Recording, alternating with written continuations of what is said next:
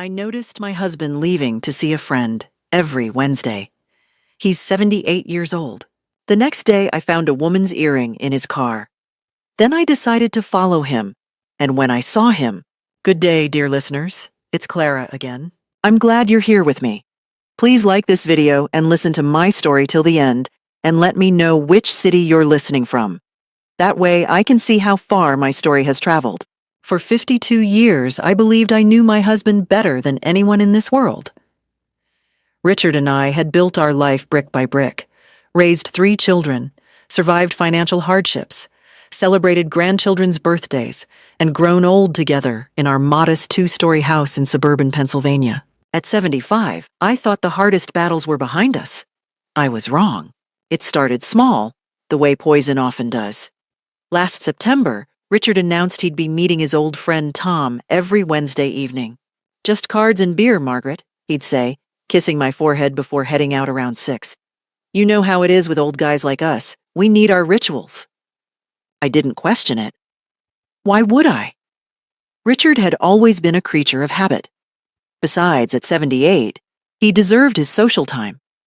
I'd spend those evenings watching my shows, knitting blankets for our newest great-grandchild, enjoying the quiet of our empty nest.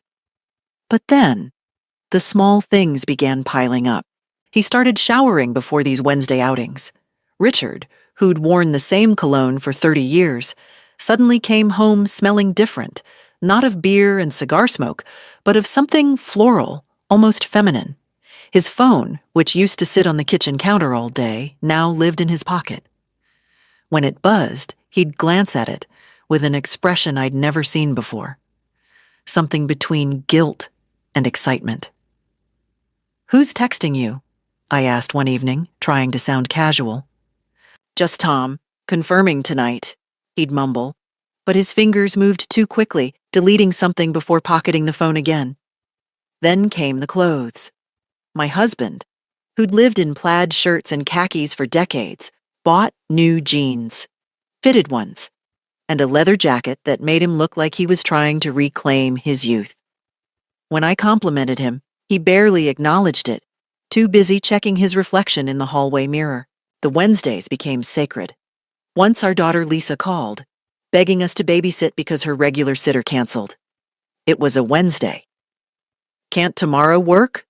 Richard asked, his voice strained. "I have my thing with Tom." "Dad, it's an emergency," Lisa pleaded, but he held firm. My easygoing husband, who'd always put family first, chose cards over his own granddaughter. I watched him leave that evening, and for the first time in 5 decades, I felt something cold settle in my chest. Suspicion. I told myself I was being paranoid. 78-year-old men don't have affairs, do they? But last Thursday morning, everything crystallized. Richard had taken my car to the shop because his was getting detailed, another new habit. When he returned it, I found my grocery list still clipped to the visor. I reached for it, and that's when something caught the morning light. An earring, small, dangling with a cheap purple stone, definitely not mine. I've worn the same pearl studs Richard gave me on our 10th anniversary for 42 years. My hands trembled as I held it. The metal was still slightly warm, as if it had been worn recently. A woman had been in my car. In Richard's car, technically, since he'd been driving it yesterday. Wednesday. I sat in the driver's seat, that tiny piece of costume jewelry burning in my palm, and felt my entire world tilt. The cologne, the new clothes, the secretive phone calls, the Wednesday absences. There was no Tom. There never had been. My husband of 52 years was having an affair. The realization didn't hit like a thunderclap. It spread through me like ice water, filling every vessel, every organ, until I felt frozen from the inside out. I was 75 years old. I'd given this man my youth, my middle age, and now my golden years. We were supposed to be beyond this. Weren't we too old for such betrayals? But that earring, that cheap, gaudy earring, told a different story. I walked back into our house where Richard sat, reading the newspaper, coffee in hand, looking like the man I'd woken up beside for 19,000 mornings. He glanced up and smiled. "Car running okay, sweetheart?" I smiled back, the earring hidden in my closed fist. "Perfect," I lied, because I'd made a decision in that moment. I wouldn't confront him. Not yet. First, I needed to know the truth. All of it. Next Wednesday, I wouldn't be home knitting. I'd be following my husband. I didn't sleep that night. Or the next. I'd lie beside Richard, listening to him snore, and wonder who he became when he left our bed. Who was she? How long had this been going on? And the question that carved me hollow? Did he love her? 52 years of marriage doesn't evaporate overnight, but it can certainly crack. Every shared memory now felt tainted. Our first kiss at the county fair, our wedding day, the births of our children, his hand holding mine through my mother's funeral. Had any of it been real? Or had I been married to a stranger all along? Friday morning, I caught my reflection in the bathroom mirror. When had I become this old woman? My hair, once chestnut brown, was now steel gray. The lines around my eyes had deepened into crevices. My hands, spotted with age, trembled as I gripped the sink. I was 75, used, replaceable. Was she younger? Of course she was. The earring suggested someone who still cared about cheap fashion, someone who hadn't settled into comfortable pearl studs, someone who could still make a 78-year-old man feel alive. The thought made me want to vomit. But somewhere between Friday's sunset and Saturday's dawn, something shifted. The grief began to calcify into something harder. Anger. No. Fury. I'd given Richard everything. I'd raised his children while he built his career. I'd nursed him through prostate cancer 5 years ago, sitting beside his hospital bed for 3 days straight. I'd buried my own dreams of finishing college to support his. And this was my reward? To be discarded in my twilight years for some woman who wore purple costume jewelry? No, absolutely not. Saturday afternoon, I drove to the public library. If Richard noticed my absence, he didn't mention it. I found a computer in the back corner and spent 2 hours learning what I needed to know. How to check phone records, how to track a car, how to document infidelity. Pennsylvania is a no-fault divorce state, but I wasn't thinking about divorce yet. I was thinking about truth. And leverage. Sunday. While Richard watched football, I went through our financial statements. We had a joint account, my pension from 30 years of teaching and his Social Security. But there was another account, one he'd opened 6 months ago. For emergencies, he'd said. I'd trusted him. I called the bank Monday morning, claiming I'd forgotten the password. The sympathetic clerk helped me reset it. I logged in, $1,200 withdrawn over the past 3 months. Small amounts, 50 here, 100 there. Restaurant charges, a hotel in Philadelphia. Flowers from a boutique I'd never heard of. Each transaction was a knife wound, but I didn't cry. I took screenshots. I created a folder on my computer, password protected, titled Garden Photos. Inside, I began building my case. Tuesday. I did something I'd never done in 5 decades of marriage. I went through Richard's phone. He'd left it charging in the kitchen while he showered. My hands shook so badly I almost dropped it. No Tom in his contacts. But there was a T. Morrison. I opened the message thread. Can't wait for tomorrow. Wear that blue dress I love. You make me feel 20 again. She suspects nothing. Poor Margaret. Poor Margaret. I closed the phone before I could scream. I placed it back exactly where he'd left it, and I walked outside into our backyard, where I'd planted roses every spring for 30 years. I gripped the fence until my knuckles turned white. Poor Margaret.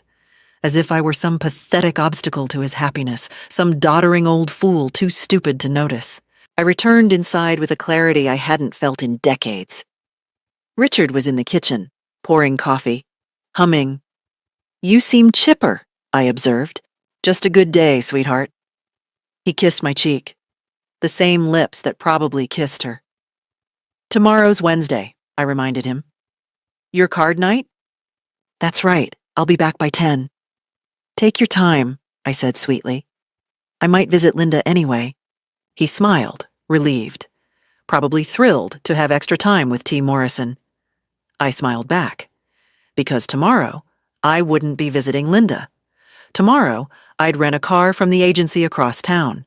Tomorrow I'd follow my husband and see exactly where his Wednesdays took him. And then the real reckoning would begin. Wednesday arrived with cruel sunshine. I woke before Richard, dressed in dark clothes I'd never worn together. Black pants, navy jacket, sunglasses I'd bought the day before. Looking at myself in the mirror, I barely recognized the woman staring back. When had Margaret the schoolteacher become Margaret the spy? Richard hummed in the shower. Actually hummed. The sound made my stomach turn. At 9, I drove to Enterprise Rent-A-Car 2 towns over. The young clerk barely glanced at my license. 20 minutes later, I was driving a gray Honda Civic, as anonymous as air. I parked it at the grocery store lot 3 blocks from our house and walked home. The day crawled. I made Richard his favorite lunch, turkey sandwich, no crusts, just like he'd preferred for 50 years. Some habits die hard, even when your heart is breaking. You're quiet today, he observed. Just tired, I lied. I was getting good at lying. Apparently, marriage to a liar teaches you the skill. At 5:30, he started his pre-affair routine. Shower, the new cologne, fitted jeans, the leather jacket that cost $200 he told me was on sale for $60. Don't wait up, he said, kissing my forehead. His lips felt like ice. Have fun with Tom, I replied. I watched him pull out of the driveway in his detailed Buick, waited 3 minutes, then grabbed my purse and walked the 3 blocks to the rental car, my heart hammering so hard I thought it might burst. Following someone is harder than movies suggest. I stayed 3 cars back, nearly lost him at a yellow light, and almost rear-ended a minivan when he made a sudden turn. But adrenaline kept me sharp. He wasn't heading toward Tom's neighborhood. He was driving toward downtown, the revitalized area with new restaurants and boutique hotels. My hands gripped the steering wheel until they ached. He pulled into the parking lot of the Riverside Inn, a quaint bed and breakfast I'd always wanted to visit. How many times had I suggested weekend getaways?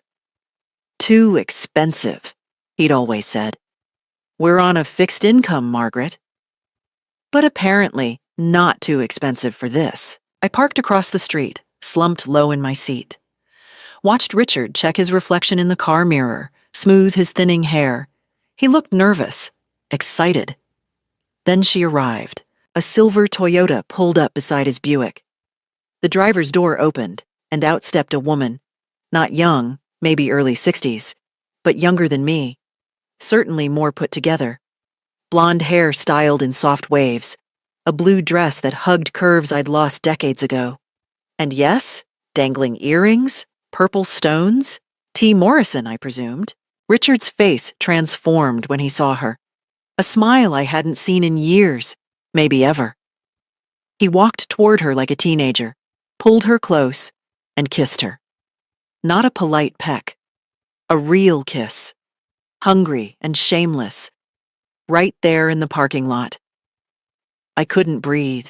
They walked into the inn hand in hand, her laughing at something he said. The door closed behind them, and I sat there in that rental car, watching the building swallow my husband and his lover. 52 years, reduced to this. I should have felt shattered, destroyed. Instead, I felt cold, calculating. I pulled out my phone and took pictures. The cars, the inn, checked the timestamp. 6:47 p.m. Then I waited. An hour passed. I researched T. Morrison on my phone, found her on Facebook. Teresa Morrison, 62, divorced, 3 adult children, former dental hygienist. Her page full of inspirational quotes about living your best life and you're never too old for love.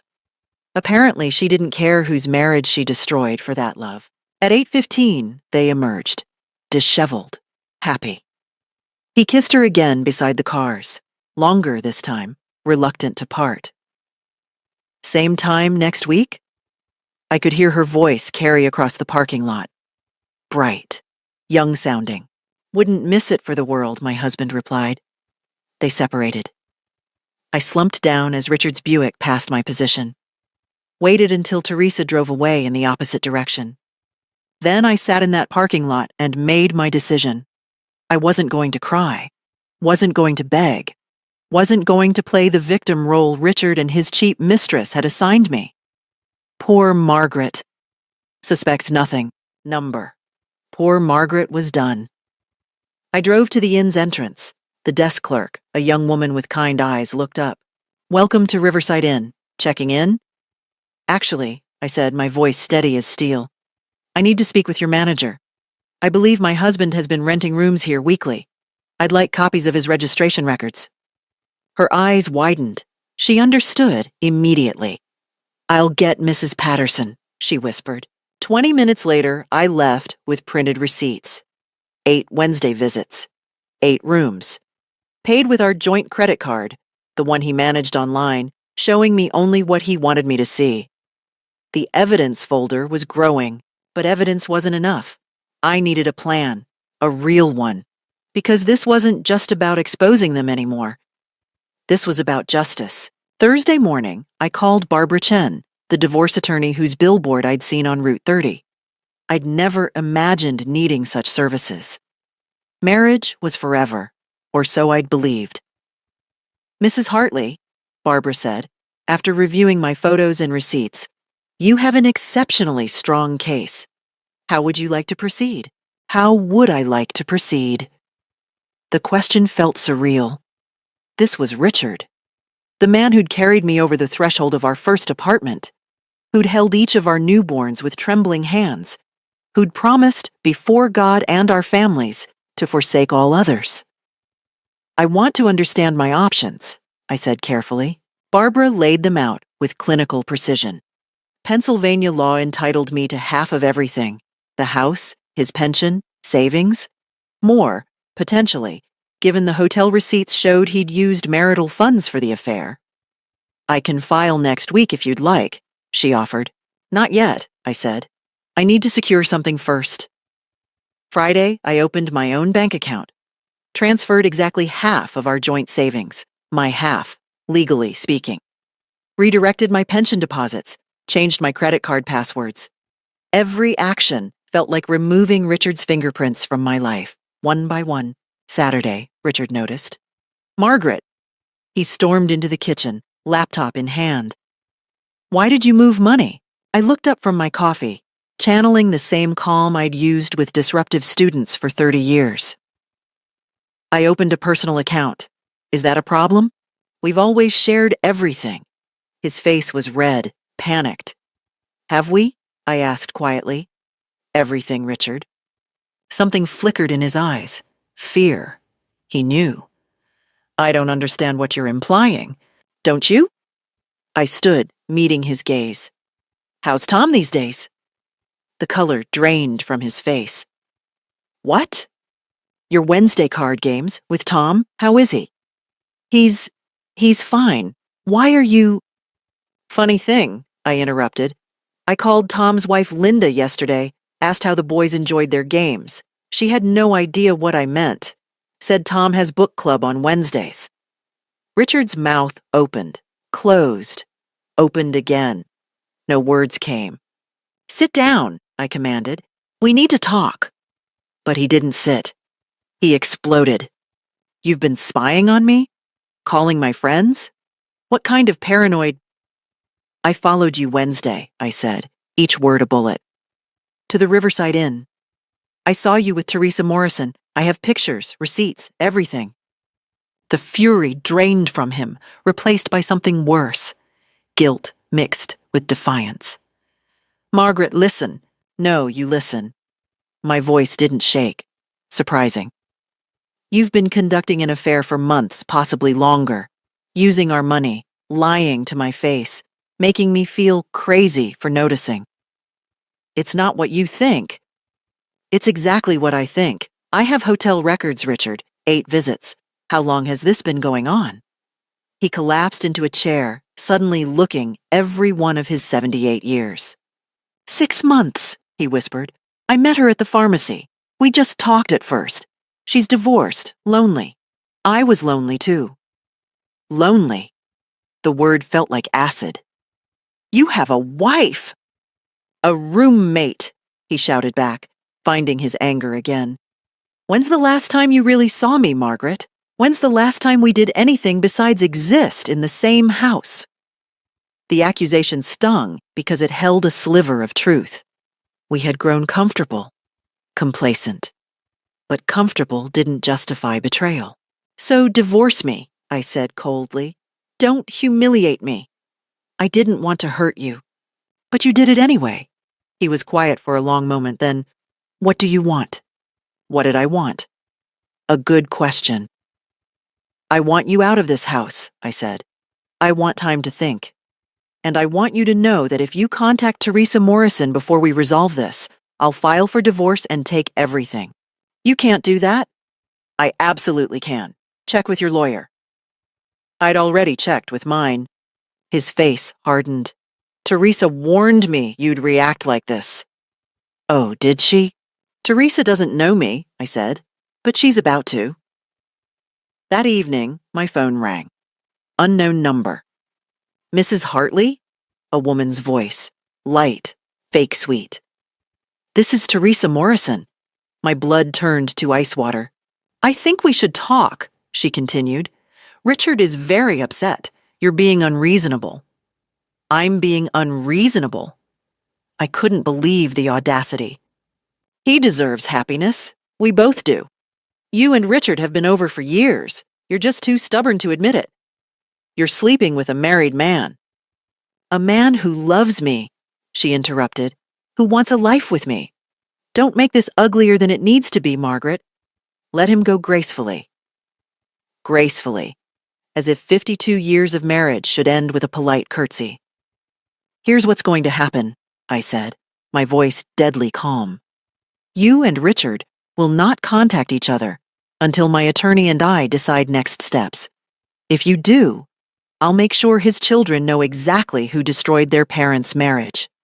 I'll make sure your children know too. How many do you have? 3, according to Facebook? Silence. Stay away from my husband, I finished, or I'll make your life very difficult. I hung up. My hands were shaking, but I'd drawn my line in the sand. Richard moved into our guest room. The house became a war zone of silence. 2 strangers navigating around each other, careful not to touch, not to speak unnecessarily. He looked diminished, shuffling through rooms like a ghost of the man I'd married. Part of me, the part that had loved him for 52 years, wanted to comfort him. That part was dying, but it wasn't dead yet. Monday morning, I found an envelope on the kitchen table. Inside, a check for $5,000 and a handwritten letter. Margaret, I know money doesn't fix what I've broken, but I want you to have this. Take a trip. Visit your sister in Colorado. Buy something nice. I'm moving out this weekend to give you space. I never meant to hurt you. Teresa and I, it just happened. But you're right.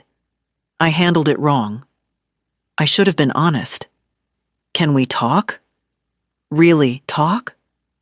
Maybe there's a way to end this with dignity. Richard, dignity.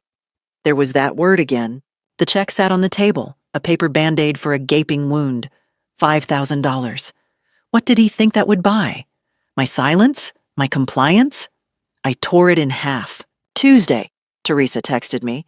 Somehow she'd gotten my number, probably from Richard. I know you're angry, but we're all adults here. Richard and I didn't plan this, but love doesn't follow schedules. He's miserable living like this. Please, for everyone's sake, can we meet? Just coffee. Talk it through. The audacity was breathtaking. She wanted to have coffee, to talk it through, as if we were negotiating a business deal, not the wreckage of my life. I didn't respond. Wednesday. I did something I'd been avoiding. I called my daughter Lisa. Mom, I've been trying to reach you. Are you okay? Was I okay? I hadn't been okay in 2 weeks. Lisa, I need to tell you something about your father. The words came in a flood. The affair, the lies, the hotel, everything. Silence stretched on the other end, so long I thought the call had dropped. Lisa? That son of a bitch! Her voice was ice. Mom, I'm coming over. You don't have to. I'm coming over. She arrived within the hour, my 48-year-old daughter, with fire in her eyes. She found Richard in the guest room and unleashed a fury I'd never witnessed. How could you? Mom stood by you through everything, the cancer, the layoffs, when your own mother disowned you for marrying her. Lisa, you don't understand. I understand perfectly. You're a selfish old fool having a pathetic midlife crisis 20 years too late. Their shouting brought our son Marcus from across town. Then our youngest, David, drove in from Philadelphia. By evening, all 3 of my children sat around the kitchen table, united in outrage. You should take him for everything, Marcus said, the lawyer in him calculating damages. I want you to be happy, Mom, David added quietly, whatever that looks like. Their support was oxygen to my drowning lungs. Thursday, I met my friend Joan for lunch. We'd taught together for 20 years, shared countless coffees, watched each other's children grow. If anyone would understand, it was Joan. I knew something was off, she said after I explained. At the retirement party last month, Richard seemed distant, and when that woman showed up, what woman? Joan's face fell. You didn't know. Teresa Morrison came to your retirement party. She said she was a friend of Richard's from the pharmacy. They talked in the corner for 20 minutes. My retirement party, my celebration. She'd been there, in the same room, probably smirking at me. Joan, I need to ask you something. Am I being vindictive? Should I just let him go? Vindictive? Joan gripped my hand. Margaret, you're being sane. He betrayed you. He gets to feel the consequences. That night, Richard tried one more time. He knocked on my bedroom door, a door he hadn't knocked on in 50 years. Margaret, please, can I come in? No. I'm begging you. Don't destroy our family over this. The kids are angry now, but they'll forgive me. We can forgive each other. Start fresh. Start fresh. At 75 and 78. After everything. You want forgiveness? I asked through the door. Earn it, but not from me. I'm done being your safety net.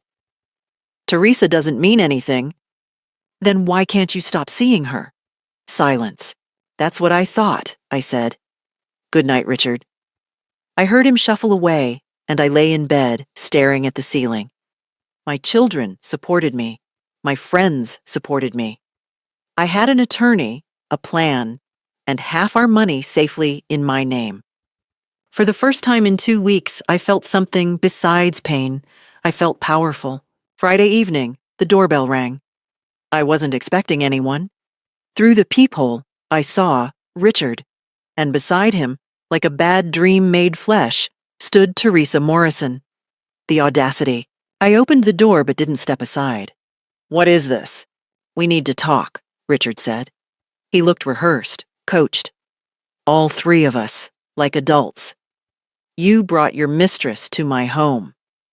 Please don't call me that, Teresa interjected, her voice dripping false hurt. I'm not trying to be an enemy, Margaret. We're all going through something difficult.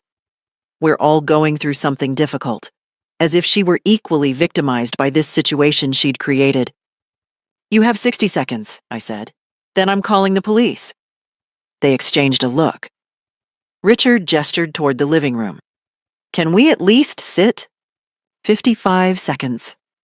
Teresa sighed, a practiced sound of long-suffering patience. Fine. We'll stand.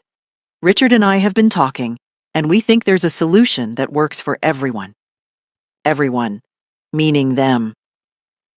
Richard moves out officially, Teresa continued, as if reading from a script. You keep the house. He pays you a monthly amount from his pension. We all move forward with our lives. No lawyers, no drama. Just dignity. There was that word again. Their favorite weapon. And what do you get out of this dignified arrangement? I asked. Each other, Richard said softly.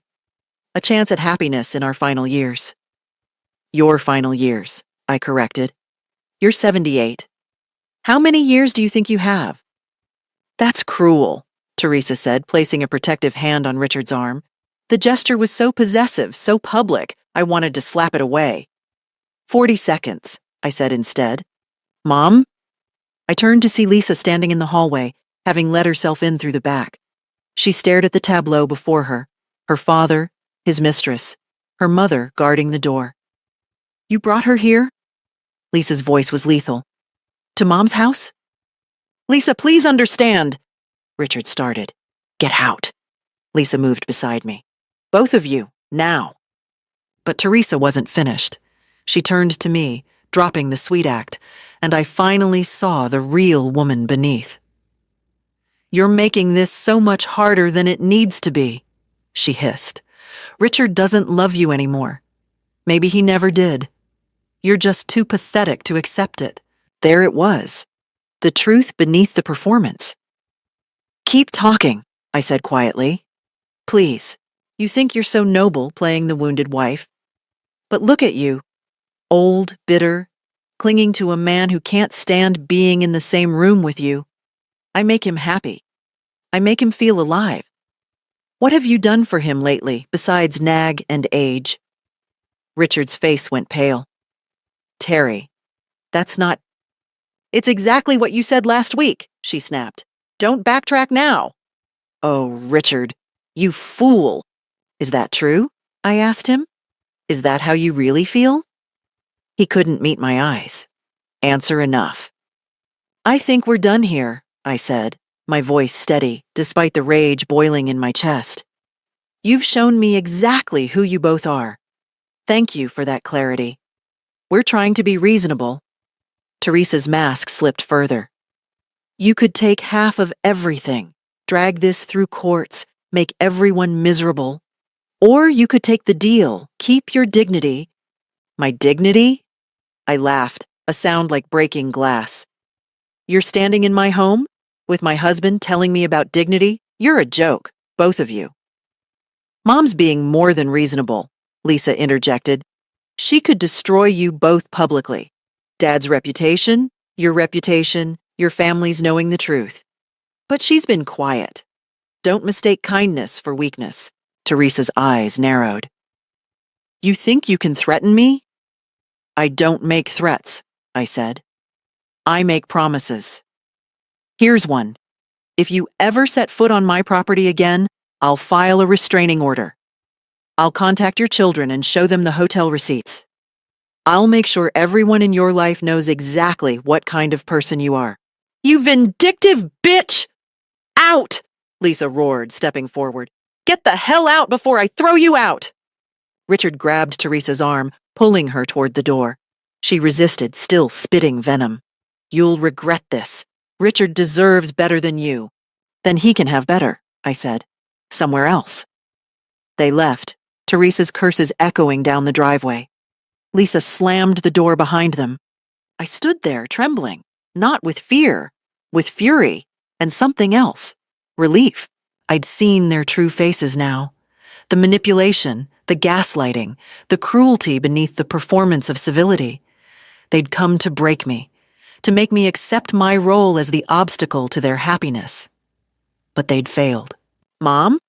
Lisa touched my shoulder. You okay? I turned to her and smiled. Really smiled. I'm perfect, I said, because now I know exactly what I'm fighting. And I was going to win. I scheduled the family meeting for the following Sunday. All 3 children, their spouses, and Richard. I insisted he attend. Family matters, I told him on the phone. His voice was wary, but he agreed. I didn't tell him Teresa wouldn't be welcome. Barbara Chen prepped me Friday. Remember, she said, this isn't about revenge. It's about protecting your future. Stay calm. Stick to facts. Sunday arrived with autumn rain. Appropriate, I thought. The death of one season, the beginning of another. They gathered in our dining room. The same room where we'd hosted 52 Thanksgivings, countless birthdays, celebrations of lives lived together. The irony wasn't lost on me. Marcus, Lisa, and David sat on one side. Their spouses flanked them. Richard sat alone at the opposite end, looking like a defendant awaiting sentencing. I stood at the head of the table. "Thank you all for coming," I began. "I've asked you here because your father and I have reached a crossroads, and you deserve to know the truth before rumors spread." "Mom, we already know," Lisa started. "Please, let me finish." I placed a folder on the table. 6 months ago, your father began an affair with a woman named Teresa Morrison. He's been lying about Wednesday card games, spending our money on hotel rooms, and planning a future with her while still living in this house. Richard's jaw tightened. "Margaret, this is unnecessarily—" "I have receipts," I continued, opening the folder. 8 hotel visits, dinners, flowers, all charged to our joint credit card, the one he claimed to manage to simplify our finances. I slid the papers across the table. Marcus picked them up, his expression darkening with each page. "Dad," he said quietly. "What the hell? Your mother is twisting this." "I have text messages," I interrupted, "from Richard to Teresa. Would you like me to read them aloud?" Richard went white. "How did you—" "I'm not as technically challenged as you assumed. You left your laptop unlocked. Your messages backed up to the cloud. Very convenient." I pulled out printed screenshots. "Here's one from August. Margaret suspects nothing. Poor thing." The room went silent. You could hear the rain against windows. Another from September. "I wish I'd left her years ago. Too afraid of being alone." "Jesus, Dad," David whispered. "Let me provide context." Richard tried. "Here's my favorite." I cut him off. "From 2 weeks ago. Once I convince her to take a settlement, we can finally start our real life. The kids will get over it." Lisa stood abruptly, her chair screeching. "You calculated this? You're manipulating Mom while planning to abandon her?" "It's more complicated than—" "It's really not," Marcus said, his lawyer voice emerging. "You committed adultery, used marital funds for the affair, and attempted to coerce Mom into an unfavorable settlement. That's pretty straightforward." Richard's face crumbled. "I never meant—" "I was lonely. You kids don't understand what it's like being old, feeling invisible." "Mom is old too," Lisa shouted. "She's been invisible to you for years while she cooked your meals, managed your medications, took care of this house. Your mother and I haven't been truly married in a decade." "Then you should have divorced her." David slammed his hand on the table. "Not humiliated her." I let them rage. Let Richard face the children he'd assumed would get over it. His face shifted from defiant to desperate to broken. Finally, I spoke again. "Here's what's going to happen. I've filed for divorce. Barbara Chen is my attorney. Richard, you'll be receiving papers Tuesday. Margaret, please. I'm seeking full ownership of this house, half your pension, and reimbursement for the funds you spent on your affair. It's all documented." "The house?" He looked panicked. "This is my home, too." "You made other plans," I said coldly. "Live with Teresa. Have your real life. She doesn't have space for—" He stopped himself, but too late. Marcus laughed bitterly. "So she's good enough to destroy your marriage, but not to take you in. Interesting." Richard looked around the table seeking allies. Found none. "Kids, please. I made mistakes, but I'm still your father." "You're still our father," Marcus agreed. "But you're also a liar and a cheat, and Mom deserves better." Richard turned to me, tears in his eyes. Real tears, perhaps the first genuine emotion I'd seen from him in months. 52 years, Margaret. Doesn't that mean anything?" "It meant everything," I said. "To me, but clearly not to you. I'll fight the divorce. I won't make it easy." "Please do," I said calmly. "I have enough evidence to bury you in court." Every judge in this county will see those messages. Every lawyer. Maybe I'll submit them to the local paper.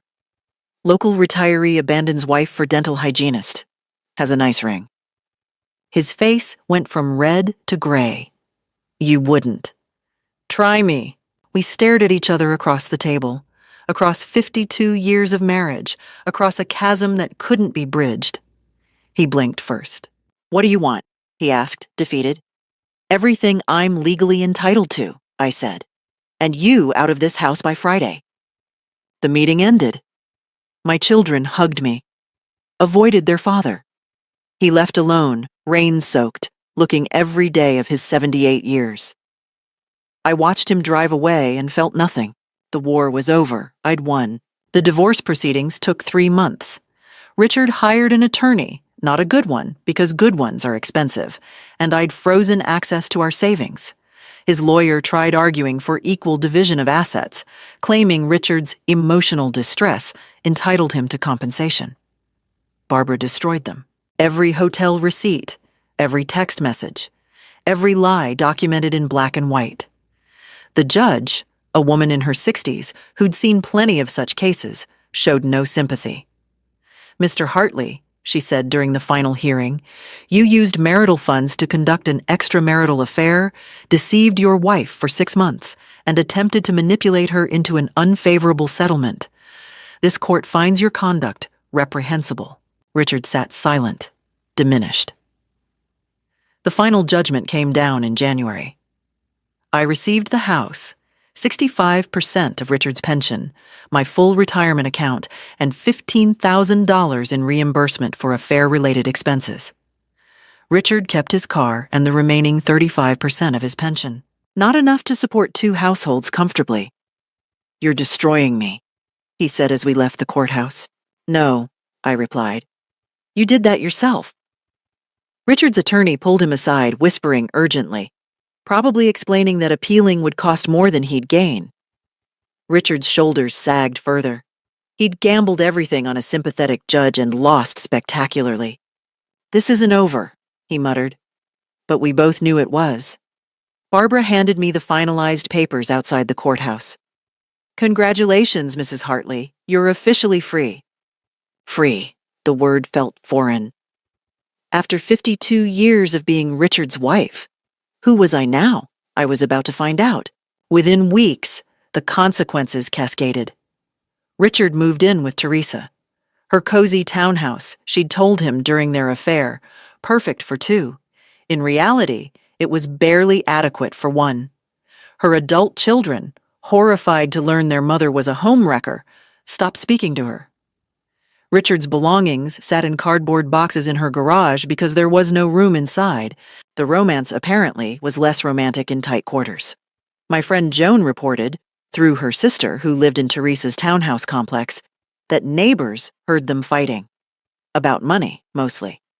Richard's reduced pension couldn't cover the lifestyle he'd promised. The nice dinners stopped. The hotel visits ended. Teresa, used to divorced woman independence, resented supporting a man who brought debt and drama. She told him he was supposed to get more in the divorce, Joan said during one of our coffee dates. She actually blamed him for not fighting harder. I felt nothing. Not vindication, not pity, just distance. The townhouse arguments escalated. Teresa's neighbors complained about shouting matches at midnight. Police were called twice for noise disturbances. The fairy tale romance they'd built on lies and hotel rooms crumbled under the weight of reality. Bills, chores, the mundane grind of actual cohabitation. He leaves his dirty socks everywhere, I heard Teresa complained to someone at the pharmacy. The same woman who'd promised him eternal happiness now couldn't stand his basic existence. My children rallied around me completely. Marcus handled legal details. Lisa helped me redecorate, purging Richard's presence from every room. David taught me to use dating apps, though I wasn't ready for that yet. Maybe never. And that was okay. The house felt different without Richard's presence. Lighter. I painted the guest room yellow, turned it into an art studio, took up watercolors, something I'd wanted to do for 40 years but didn't have time for. I had time now. March brought news through the grapevine. Teresa's health insurance had lapsed, and Richard's new Medicare supplement didn't cover her. An unexpected medical bill, minor surgery, nothing serious, left them struggling.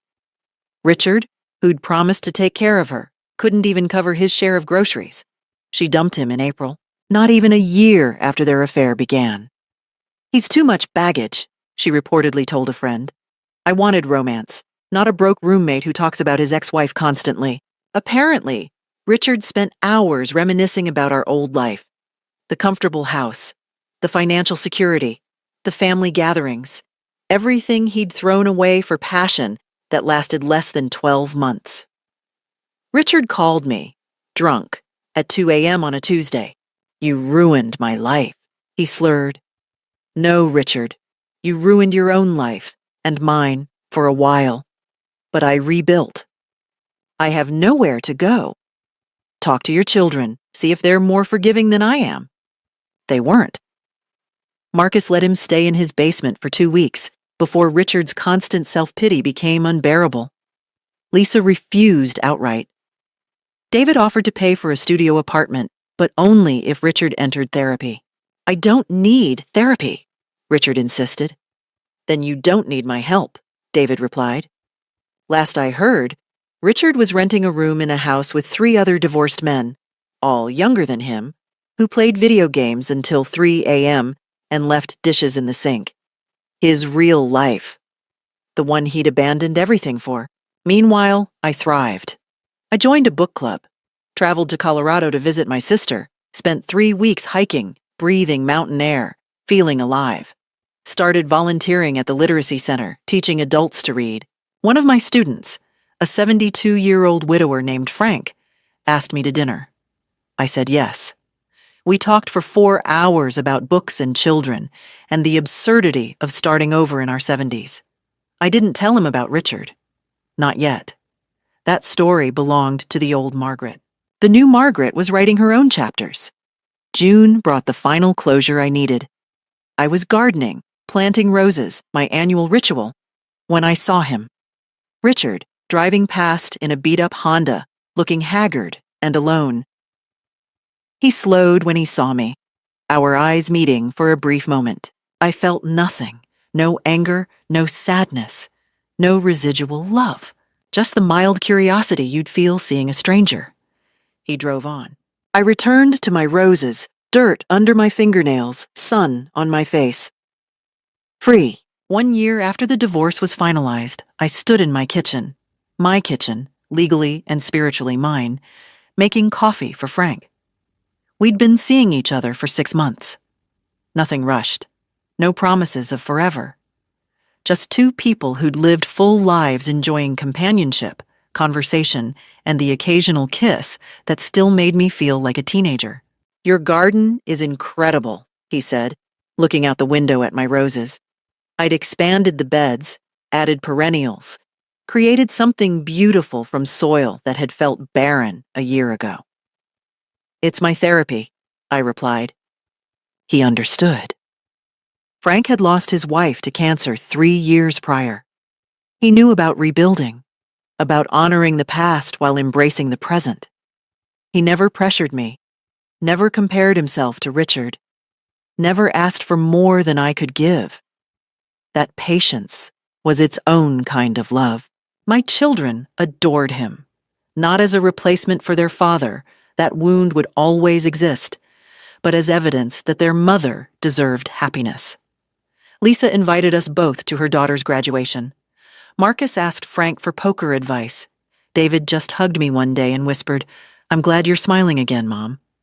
I was smiling, genuinely. The book club became a cornerstone of my week. 8 women, all over 65, meeting every Tuesday to discuss literature and share life. They'd supported me through the divorce, celebrated my victories, held space for my grief. "You're glowing," Jones said one Tuesday. "Divorce agrees with you." It did. 52 years of diminishing myself to fit into Richard's life had left me compressed, two-dimensional. Now I was expanding, rediscovering dimensions I'd forgotten existed. I took a watercolor class at the community college.